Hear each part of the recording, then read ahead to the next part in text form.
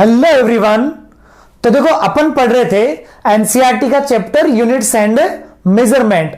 उसमें हमने dimensional formula लिखना सीखा और प्रिंसिपल ऑफ होमोजेनिटी पढ़ा अपन ने। अब बात करते हैं आगे क्या कि एप्लीकेशन ऑफ डायमेंशनल एनालिसिस की जो डायमेंशनल एनालिसिस है उसकी क्या एप्लीकेशन है। तो देखो डायमेंशनल एनालिसिस के एप्लीकेशन के अंदर हम सबसे पहले बात करने वाले हैं क्या कि पहला है to convert a physical quantity from one system of unit to another system of unit. देखो मतलब क्या है कि अगर मान लो अपने को क्या करना है कि अपने पास कोई फिजिकल क्वांटिटी है, क्या है अपने पास कोई फिजिकल क्वांटिटी, उसको हमें एक सिस्टम ऑफ यूनिट से दूसरे सिस्टम ऑफ यूनिट में कन्वर्ट करना है। तो फिर उसको हम यहां पर डायमेंशनल फॉर्मूला की हेल्प से किस तरीके से कन्वर्ट करेंगे। तो देखो पहले हेडिंग लिखेंगे क्या कि to convert a physical quantity from one system of unit to another system of unit, यानी एक सिस्टम ऑफ यूनिट से हम क्या करते हैं दूसरे सिस्टम ऑफ यूनिट में फिजिकल क्वांटिटी को क्या करते हैं कन्वर्ट करना सीखते हैं। तो चलो देखो आगे बढ़ते हैं अपन। तो देखो यहां पर अगर मैं आपसे कहूं कि देखो एक एग्जांपल लेता हूं मैं आपसे। अगर मैंने एक एग्जांपल लिया, मैंने कहा ऐसे समझो कि एक मेजरमेंट किया हमने, क्या किया मैंने एक मेजरमेंट किया और उस मेजरमेंट में मैंने ऐसे लिखा कि जो लेंथ है, length of a wire, length of a wire, एक वायर की जो लेंथ है वो मैंने कही ये आपके पास है इज इक्वल टू, ये है आपके पास कितना 10 मीटर, कितना है 10 मीटर। अब बच्चों ऐसे भी कह सकते हैं इसको कि 1 मीटर के अंदर कितने सेंटीमीटर होता है अपने पास 10 सेंटीमीटर या 100 सेंटीमीटर। तो हम क्या बोलेंगे यहां से कि आपका 10 मीटर है, इसको ऐसे भी लिखा जा सकता है 1000 सेंटीमीटर। तो मैंने कहा यहां पर ये length L is equal to, एक तो तरीका मेरे पास रहा 10 मीटर, दूसरा तरीका रहा मेरे पास 1000 सेंटीमीटर, दूसरा तरीका मेरे पास क्या रहा 1000 सेंटीमीटर। तो मैं क्या बोलूंगा यहां पर कि वही लेंथ है, लेंथ दोनों वही है, लेंथ अलग अलग नहीं है। तो फिर यहां पर देखो नंबर अलग अलग हो गए।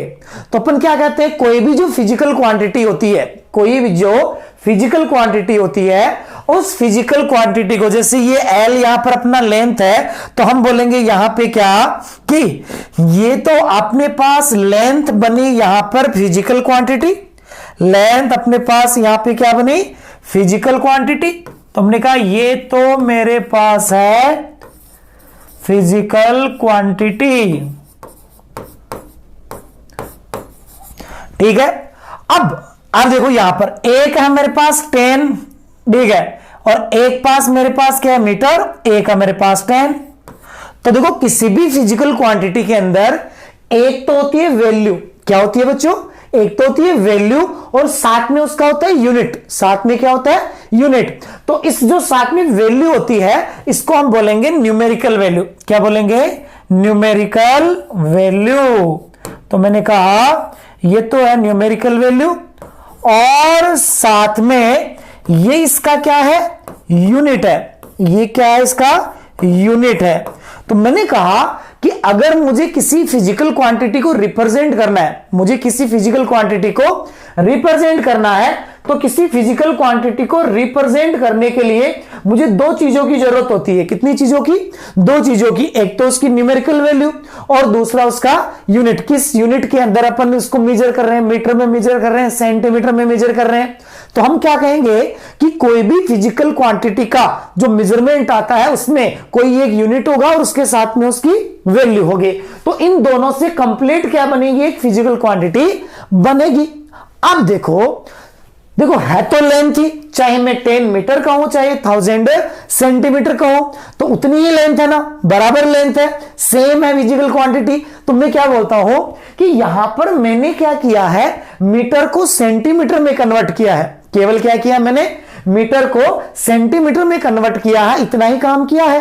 तो मैं क्या बोलूंगा यहां पे कि ये दोनों तो लेंथ जो है वो बराबर है, दोनों लेंथ क्या है, बराबर है, दोनों लेंथ बराबर है, बस यहां पर यूनिट का कन्वर्जन हुआ है। तो इसलिए क्या बोला जाता है कि कोई भी जो फिजिकल क्वांटिटी है वो हर सिस्टम ऑफ यूनिट में क्या रहेगी, सेम रहेगी। अब सेम रहेगी तो हम क्या बोलेंगे उसको कि फिजिकल क्वांटिटी को रिप्रेजेंट करेंगे न्यूमेरिकल वैल्यू साथ में उसका यूनिट। कैसे रिप्रेजेंट करेंगे कि फिजिकल क्वांटिटी को रिप्रेजेंट किया जाएगा उसकी न्यूमेरिकल वैल्यू और साथ में उसका यूनिट। तो हर सिस्टम ऑफ यूनिट में, हर सिस्टम ऑफ यूनिट के अंदर किसी भी फिजिकल क्वांटिटी की न्यूमेरिकल वैल्यू और यूनिट का जो मल्टीपल होगा वो क्या होगा, कांस्टेंट होगा। जैसे 10 मीटर और 1000 सेंटीमीटर दोनों क्या है, बराबर है। बस इसी चीज को समझना है अपने को।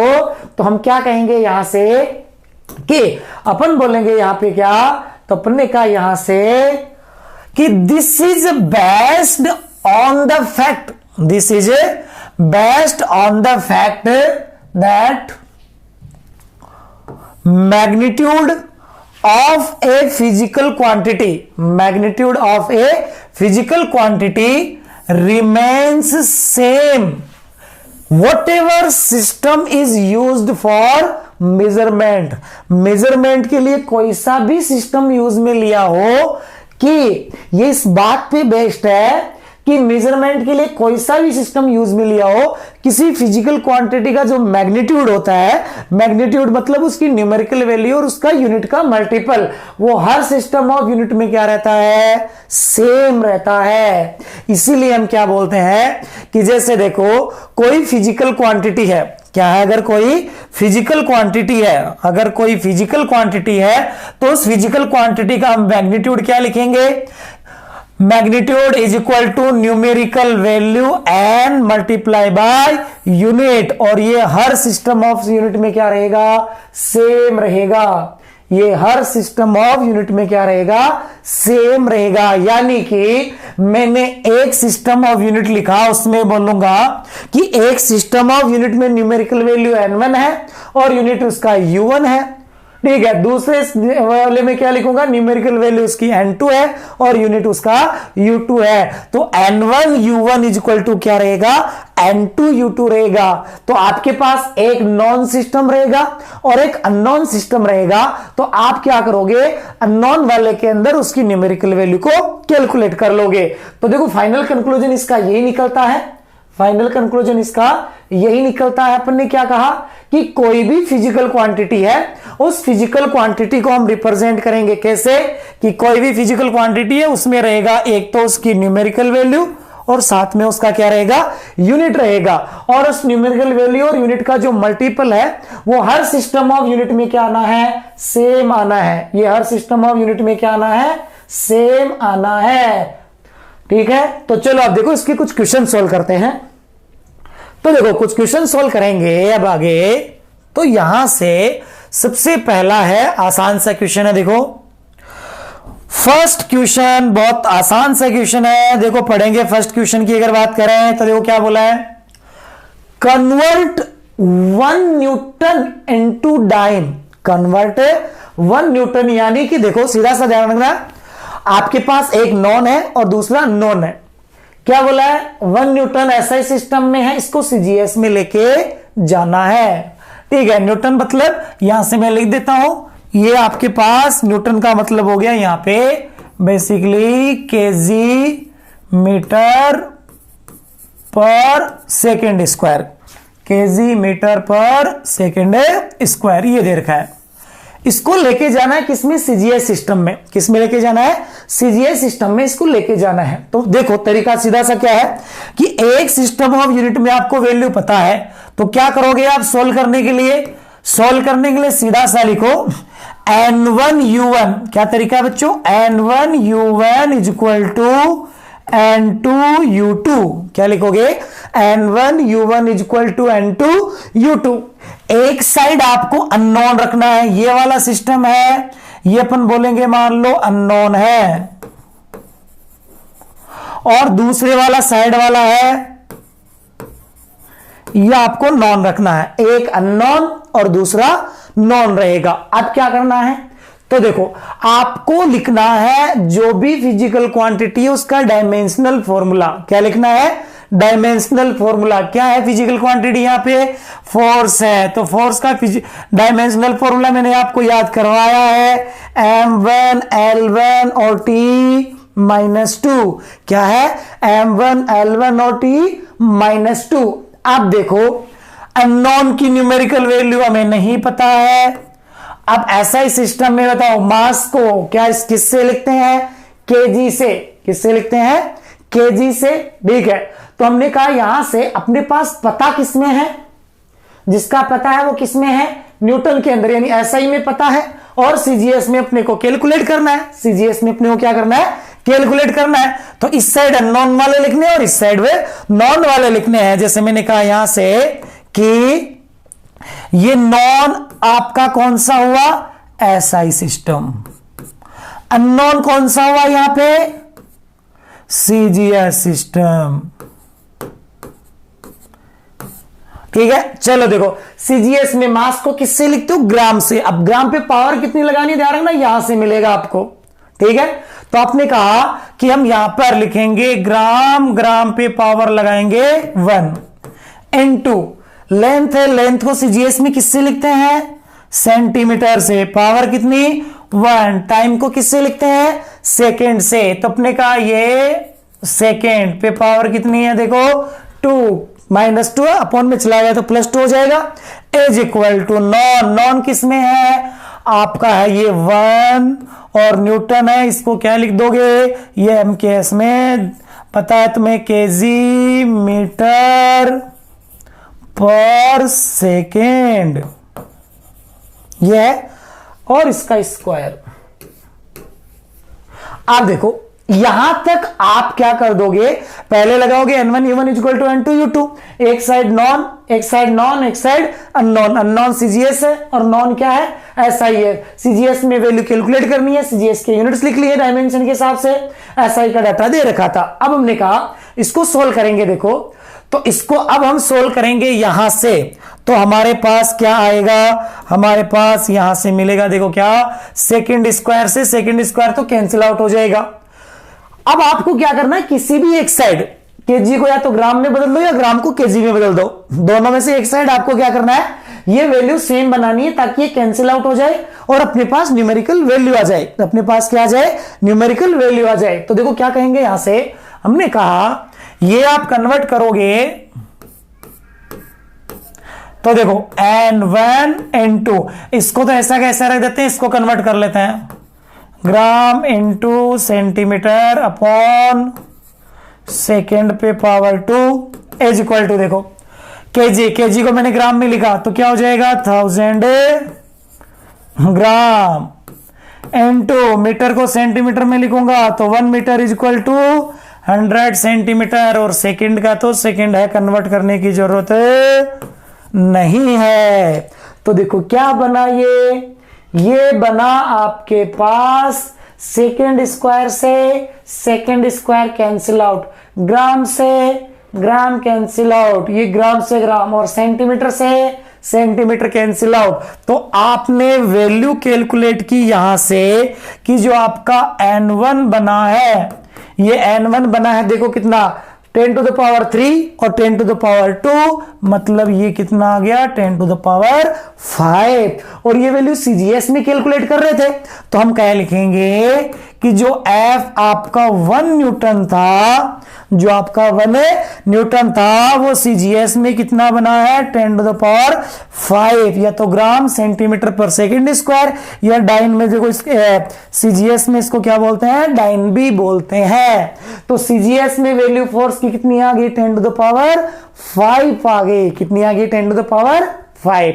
तो सेम प्रोसेसर है, सुन लो, जब भी फिजिकल क्वांटिटी का एक सिस्टम ऑफ यूनिट से दूसरे सिस्टम ऑफ यूनिट में जाएंगे, सीधा सा अपन बोलेंगे n इंटू यू का मल्टीपल कांस्टेंट होता है। n इंटू यू का मल्टीपल क्या होता है, न्यूमेरिकल वैल्यू, और यूनिट का मल्टीपल कांस्टेंट होता है। इसलिए अपन क्या बोलते हैं कि n1 u1 equal to n2 u2 को बराबर कर दो, एक नॉन होगा और एक अननोन होगा। तो अब देखो नेक्स्ट क्वेश्चन, आगे वाला क्वेश्चन है। तो देखो आगे वाला क्वेश्चन है, बहुत ही आसान सा क्वेश्चन है, ठीक है। वही तरीका, क्या बोला गया है तुम्हें ये बोला गया है इस क्वेश्चन के अंदर कि the SI and CGS units of energy, SI and CGS units of energy are joule and erg. SI में जूल है, CGS में अर्ग है, respectively. How many ergs are equal to joule, यानी जूल है, यानी कि 1 जूल के अंदर, देखो कितना जूल, 1 जूल के अंदर आपके पास कितने अर्ग होंगे, या 1 जूल की वैल्यू CGS में कितना आएगी वो आपको कैलकुलेट करनी है। तो क्वेश्चन पढ़ते ही आपको क्लियर हुआ कि बेसिकली यहां पर हमें क्या करना है कि एक सिस्टम ऑफ यूनिट से दूसरे सिस्टम ऑफ यूनिट के अंदर जाना है, एक सिस्टम ऑफ यूनिट से दूसरे सिस्टम ऑफ यूनिट में जाना है। तो आपने क्या किया, यहां से आपने कहा, ये तो हमने सीधा सा तरीका पढ़ा है कि जब भी एक सिस्टम ऑफ यूनिट से दूसरे सिस्टम ऑफ यूनिट में जाओगे तो आप लिखोगे N1 U1 is equal to N2 U2, ये लिखोगे। एक इस साइड अननोन ले लो, ये अननोन है, और इस तरफ नॉन है, ये अननोन और ये नॉन हो जाएगा। अब फिजिकल क्वांटिटी क्या आपका, एनर्जी है, एनर्जी वर्क, तो आपको डायमेंशन में बता देता हूं, याद नहीं है तो ये है M1 L2 और T -2, ये आपके पास वर्क की डायमेंशन है या एनर्जी की डायमेंशन है। जब भी यूनिट कन्वर्जन करो साथ में उसकी डायमेंशन लिख लो, उसका डायमेंशनल फॉर्मूला लिख लो। अब देखो अननोन वाला कौन सा है, CGS। बात करें कि अननोन वाला कौन सा है अपना, CGS, ये तो है अननोन। और ये नॉन कौन सा है, ये है आपका SI सिस्टम। कौन सा है, SI सिस्टम। ये लिख लिया अपने, फॉर्मेलिटीज कर दी। चलो देखो आगे बढ़ते हैं।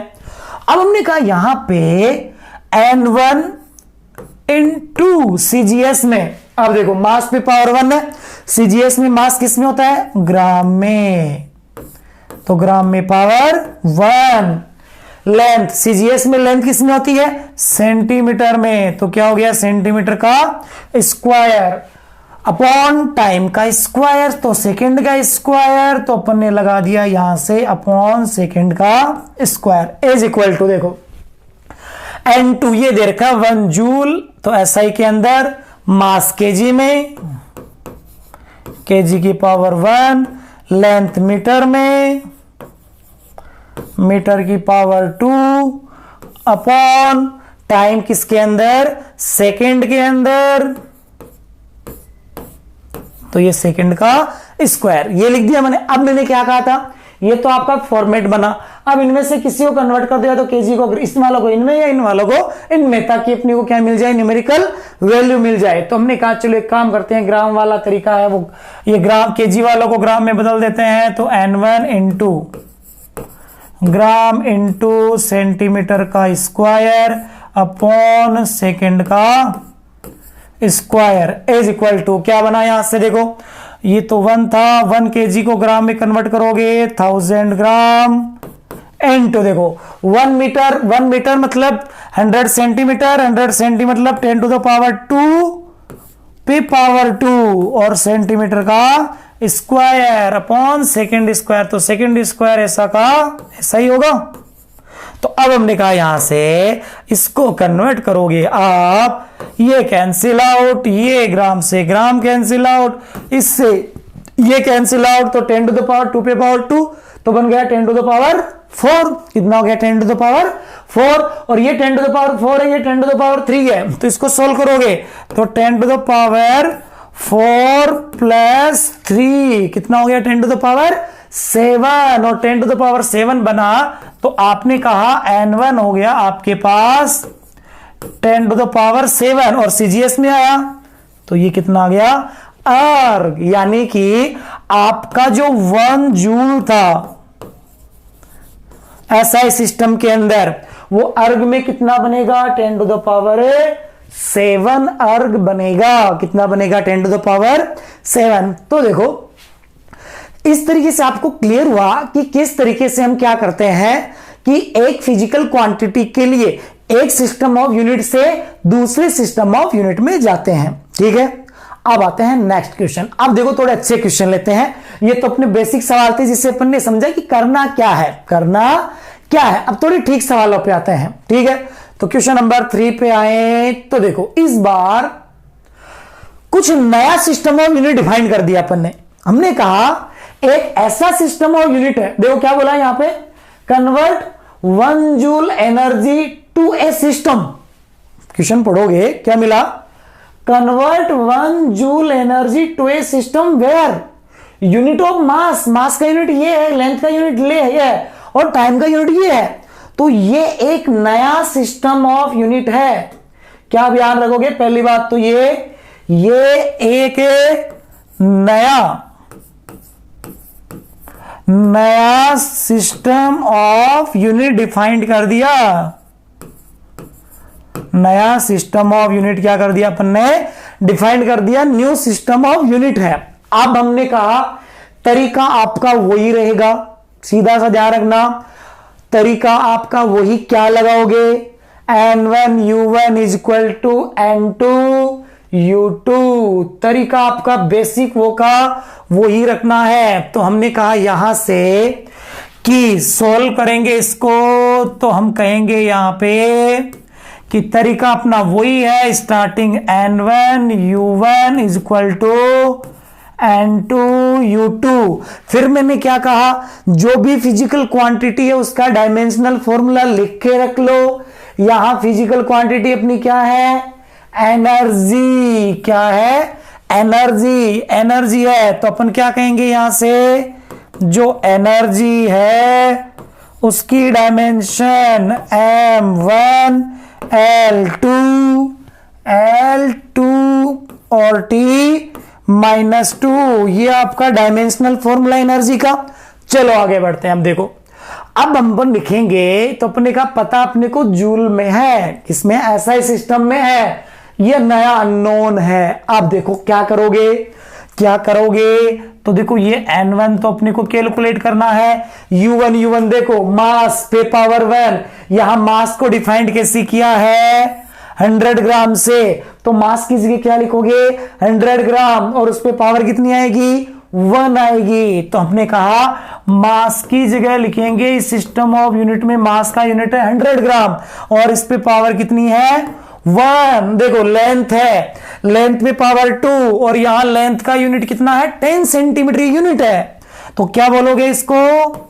10 सेंटीमीटर। पावर कितनी है यहां पे? 2। टाइम का यूनिट 5 सेकेंड है। कितना है? 5 सेकेंड। तो हमने कहा सेकेंड है, तो हमने कहा ये आ गया अपॉन टाइम का 5 सेकेंड का स्क्वायर। दोबारा सुन लो, ये नया सिस्टम ऑफ यूनिट था। तुमने कहा इधर अननोन इधर नॉन, N1 अननोन में सीधा सा डायमेंशनल फॉर्मूले से सारा काम होगा।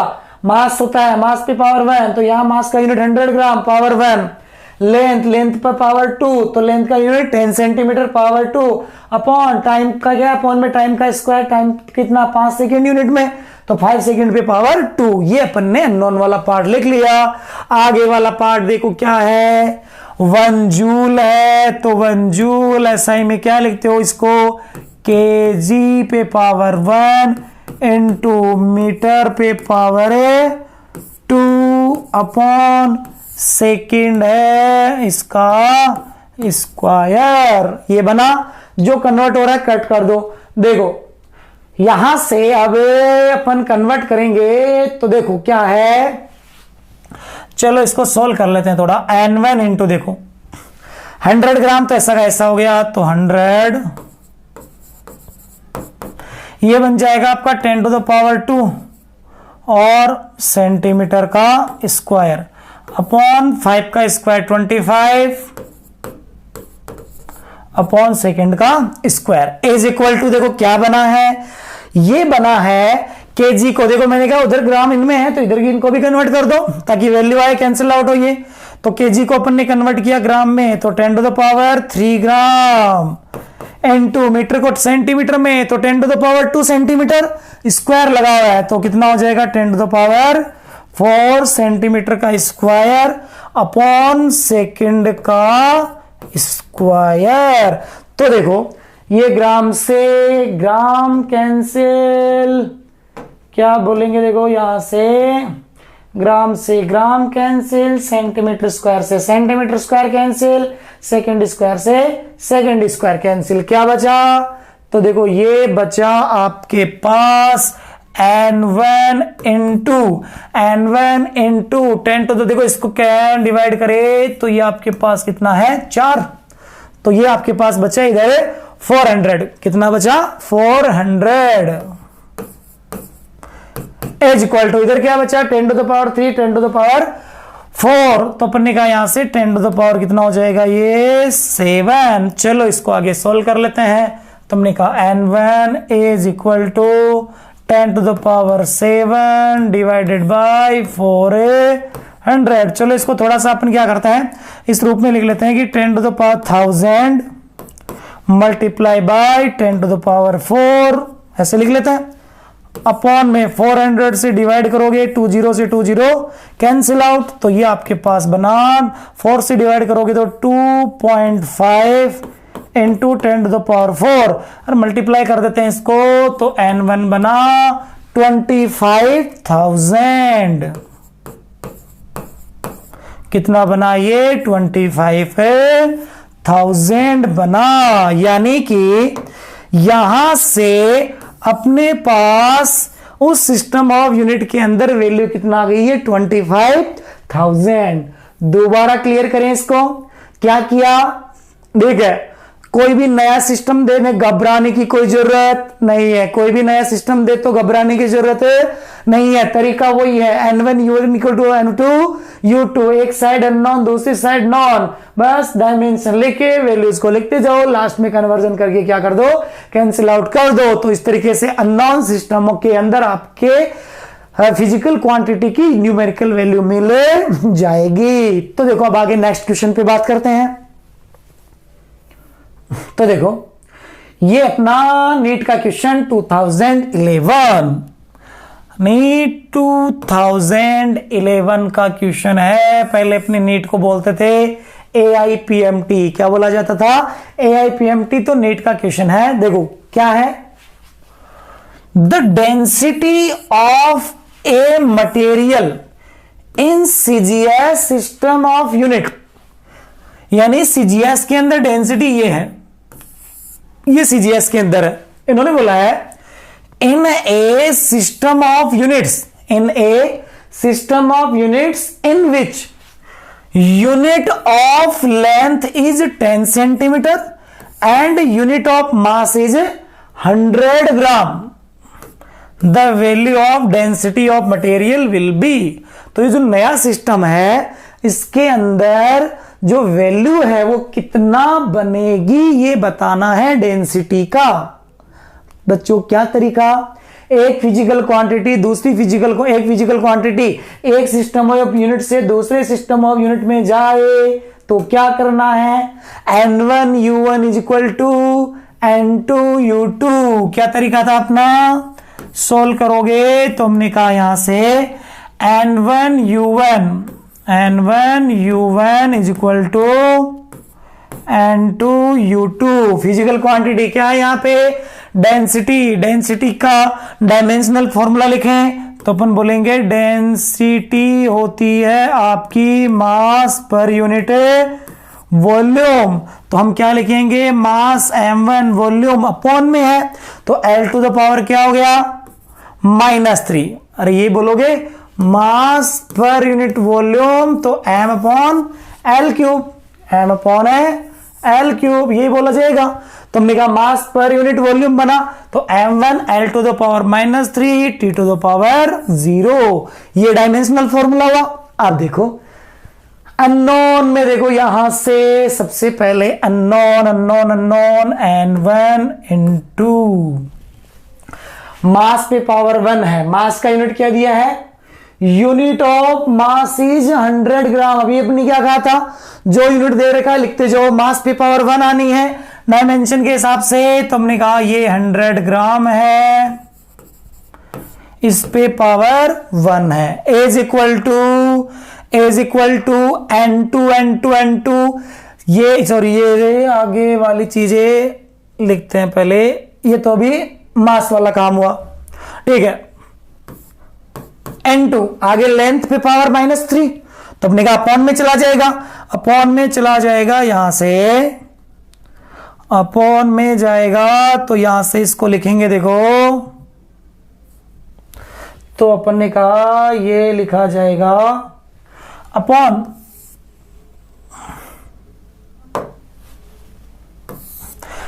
में देखो लेंथ की पावर 3, लेंथ कितना है देखो, unit of length is 10 centimetre, unit of length is 10 centimetre, यानी लेंथ का यूनिट कितना है? 10 सेंटीमीटर है। तो अपने का यहां से देखो 10 सेंटीमीटर है, तो ये 10 सेंटीमीटर पे पावर कितना है? 3 है। ये बना एज इक्वल टू, देखो अब दूसरा यूनिट किसमें? सीजीएस में। सीजीएस में इन्होंने दे रखा है कितना? 4 ग्राम पर सेंटीमीटर क्यूब। देखो क्या बोला है कि सीजीएस के अंदर डेंसिटी कितना? 4 ग्राम पर सेंटीमीटर क्यूब। तुमने कहा यहां से 4 ग्राम पे पावर 1 सेंटीमीटर क्यूब, तो ये दे रखा है तो साथ में। आप देखो इसको सोल्व करोगे, ग्राम इधर सेंटीमीटर कन्वर्जन की तो कोई जरूरत नहीं है, सीधा कैंसिल आउट करेंगे। चलो देखो सोल्व करो, देखिए N1 multiply by 100, N1 multiply by 100, ठीक है, और divided by 10 to the power 3 मतलब 1000। तो अपन बोलेंगे ऊपर है ग्राम, नीचे है सेंटीमीटर का क्यूब। एज इक्वल टू कितना बना? 4 इंटू ग्राम अपॉन सेंटीमीटर का cube.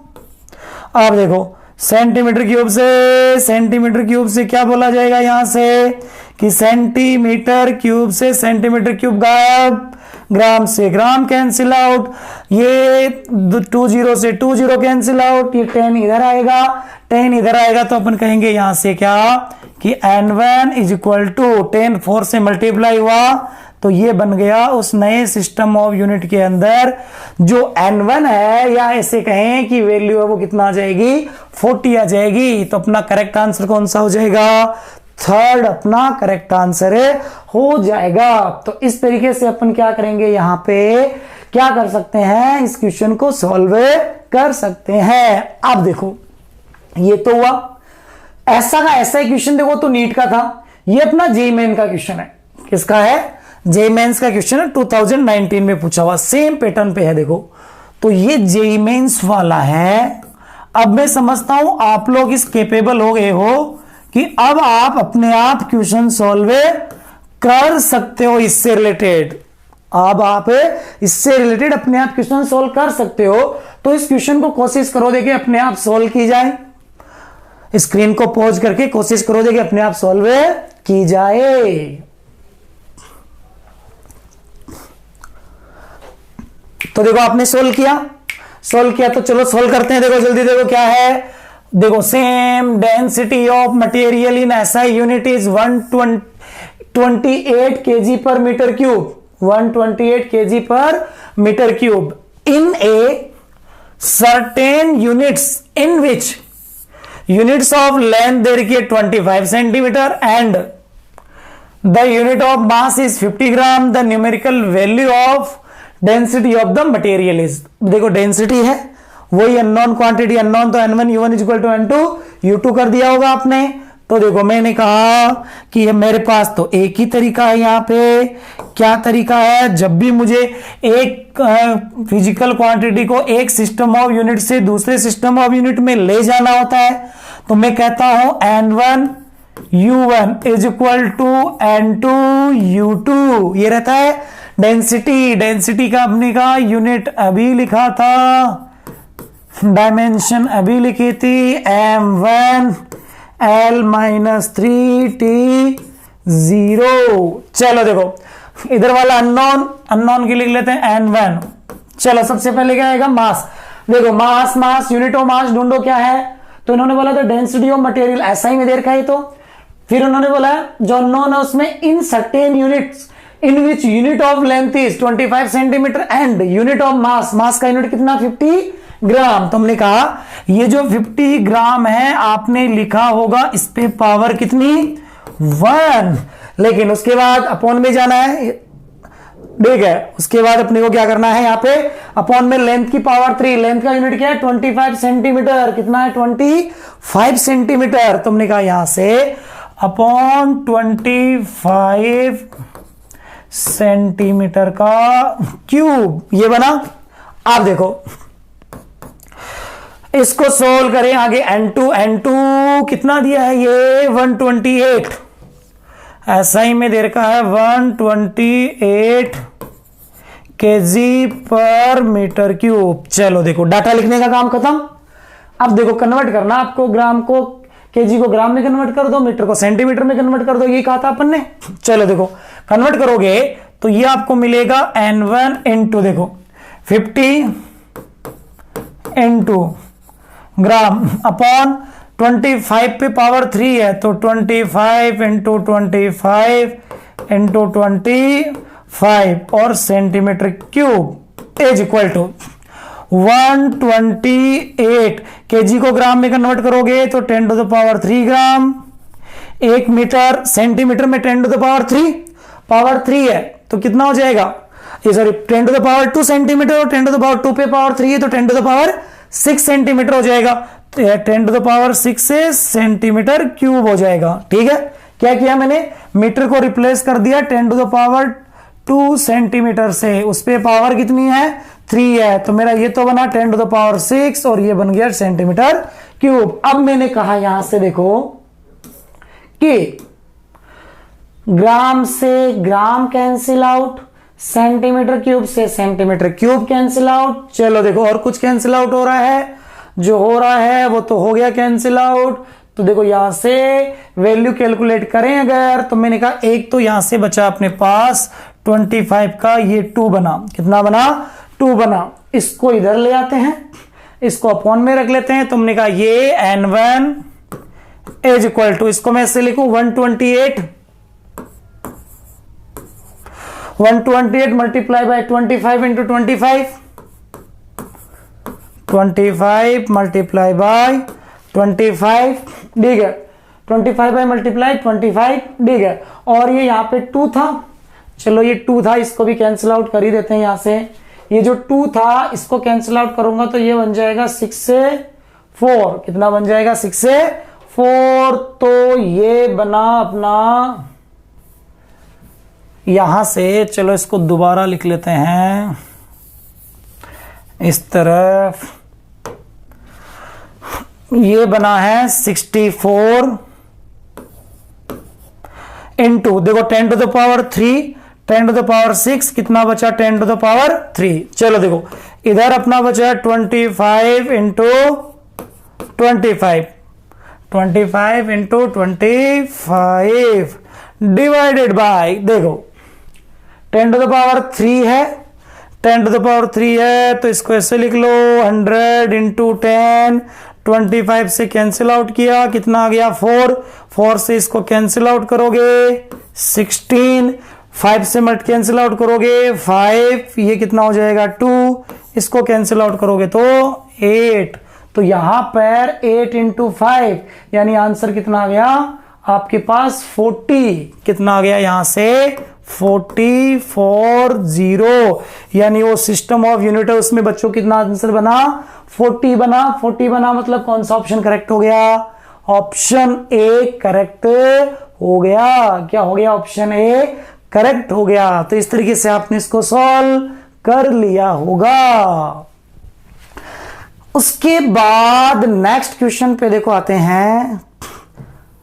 Next question JEE mains का क्वेश्चन है बच्चों, ये किसका है, जेईई मेंस का क्वेश्चन है।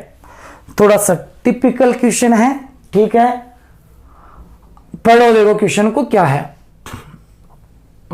इसको थोड़ा छोटा कर लेते हैं। ये क्वेश्चन है अपना। तो देखो क्या दे रखा है, पढ़ते हैं क्वेश्चन को। इन्होंने बोला है velocity and acceleration a in two system of units 1 and 2 are related to as v2 equal to N upon M square v1 और a2 equal to a1 upon mn, ऐसा कुछ रिलेशन दे रखा है इन्होंने बोला here m and n are non zero constant, the relation of distance and time in two system of unit respectively. तो इन्होंने क्या किया, जैसे वेलोसिटी में रिलेशन है, जैसे एक्सेलरेशन में रिलेशन है, वैसे आपको क्या करना, ऑप्शन दे रखे हैं इन्होंने कि लेंथ में रिलेशन बताओ, टाइम में रिलेशन बताओ, कौन सा मैच करेगा, कौन सा मैच करेगा। तो अब ये देखो थोड़ा सा अलग टाइप का सवाल आ गया, थोड़ा सा अलग टाइप का सवाल आ गया। हमने कहा यहां पे अगर वेलोसिटी की बात करें तो वेलोसिटी क्या है, एल अपॉन टी। तो मैं इसको ऐसे लिख सकता हूं L2 upon T2, L2 upon है T2, और इसको ऐसे लिख सकता हूं क्या, L2 अपॉन T2 का स्क्वायर, L2 अपॉन T2 का स्क्वायर, ऐसे बोला जा सकता है। डायमेंशन वाइज अगर देखें अपन है L2 अपॉन T2 का स्क्वायर, सेम ऐसे ही देखो। अब हमने कहा यहां से इनको रिलेट करेंगे तो अपन किस तरीके से करेंगे, तो मैंने कहा V2 था अपने पास n v1 upon n square, ऐसे देखो V2 अपने पास है, V2 अपने पास है V2 n upon m into v1, n upon m square v1। उसके बाद साथ में दे रखा है इन्होंने, उसके बाद दे रखा है ये A2 equal to A1 upon mm, A2 equal to A1 upon mn, ये है। अब मैं इसको थोड़ा सा सिंप्लीफाई कर दूं, डायमेंशनल वाइज चला जाऊं, मैं इसको ऐसे लिख सकता हूं, V2 को लिख सकता हूं L2 upon T2 is equal to n upon m का स्क्वायर इंटू V1 हो जाएगा अपना L1 अपॉन T1, ठीक है। चलो देखो इसी तरीके से इसको लिख सकता हूं L2 अपॉन T2 का स्क्वायर इज इक्वल टू ये बन जाएगा L1 अपॉन T1 का स्क्वायर, साथ में आएगा 1 अपॉन mn। ये इक्वेशन 2 हो गई, और ये इक्वेशन है, ये तो इक्वेशन 2 हो गई, और ये इक्वेशन अपनी फर्स्ट होगी इधर वाली, ये उधर वाली, ठीक है। अब अगर L में रिलेशन चाहिए तो मुझे क्या दिख रहा है कि अगर मैं डायरेक्ट डिवाइड करता हूं इस इक्वेशन में इसमें, तो L से L तो क्या मेरा कैंसिल आउट हो जाएगा, L से L तो कैंसिल आउट हो जाएगा यहां से, और मेरे पास रिलेशन बन जाएगा किसके अंदर, रिलेशन बन जाएगा T में, किसमें बन जाएगा, T में। तो फर्स्ट में सेकंड का डिवाइड कर दो, फर्स्ट डिवाइडेड बाय सेकंड, इतना काम करना है, फर्स्ट डिवाइडेड बाय सेकंड। तो देखो फर्स्ट डिवाइडेड बाय सेकंड करोगे यहां से, तो यहां पे हमें मिलेगा क्या, देखो इसमें इस लेफ्ट पार्ट में लेफ्ट पार्ट का डिवाइड किया, L2 से L2 कैंसिल आउट, ठीक है। तो हमने कहा L2 से L2 कैंसिल आउट, चलो देखो इधर क्या बना, L2 upon T2 upon L2 upon T2 का स्क्वायर, ये था बच्चों, इज इक्वल टू इसका स्क्वायर या इसका इसमें स्क्वायर डिवाइड किया, तो ये था अपने पास n upon m square divided by 1 upon mn, 1 upon mn into इधर क्या बचा L1 अपॉन T1, ठीक है, डिवाइडेड बाई ये यहां से अपने पास कितना है, राइट वाला पार्ट डिवाइड किया L1 upon T1 upon L1 upon T1 का square, L1 upon T1 upon L1 upon T1 का स्क्वायर, ये है। आप देखो इसको सोल्व करें, इसको सोल्व करें तो अपने पास क्या आ रहा है, अपने पास आ रहा है क्या, देखो L2 से L2, एक T2 से एक T2, ये एक M से एक M कैंसिल आउट, एक m से एक m कैंसिल आउट, और यहां से L1 से L1, एक T1 से T1, तो ले दे के बचा क्या है, बचा ये है, एक तो T2 बचा ऊपर इज इक्वल टू ये आपका n square upon m, n square upon m, और एक साथ में क्या बचा T1। तो एक रिलेशन तो ये आ गया, एक रिलेशन तो ये आ गया। देखो जीमेन का क्वेश्चन है, थोड़ी सी कैलकुलेशन है इसके अंदर, तो एक तो आपके पास ये आ गया, ठीक है। दूसरा यही इक्वेशन है अपने पास, ठीक है। हमें कहा L रखना, अपने को L को बचाना है, T को उड़ाना है, तो मैंने कहा ये है आपका L2 अपॉन T2, ये आपका L2 अपॉन T2 का स्क्वायर। अगर मुझे T स्क्वायर को उड़ाना है, T स्क्वायर को उड़ाना है, तो मैं पहले का स्क्वायर करूं और दूसरे का उसमें डिवाइड कर दूं, पहले का स्क्वायर करूं और दूसरे में उसका डिवाइड कर दूं, ये बोलूंगा मैं। तो मैंने कहा पहले का स्क्वायर करके दूसरे का डिवाइड करूं मैं, तो फर्स्ट का square divided by equation number 2। तो देखो फर्स्ट का स्क्वायर किया, L2 square upon T2 square, इधर L और दूसरे का डिवाइड करोगे तो L2 अपॉन T2 स्क्वायर। तो मैंने कहा L2 लेफ्ट साइड तो बना L2 का स्क्वायर अपॉन T2 का स्क्वायर, अपॉन इधर बना ये L2 अपॉन T2 का स्क्वायर।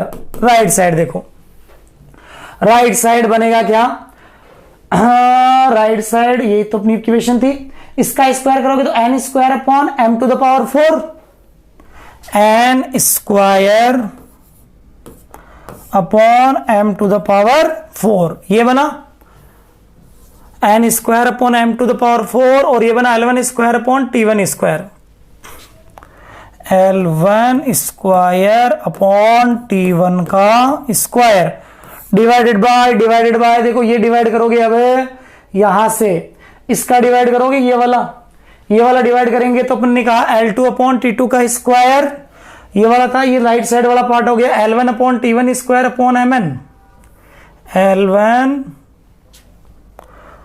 L1 अपॉन T1 का स्क्वायर, और साथ में देखो कितना है ये 1 अपॉन mn, तो 1 अपॉन mn ये लिखेंगे। चलो देखो कैंसिल आउट करते हैं, जो कैंसिल आउट हो रहे हैं।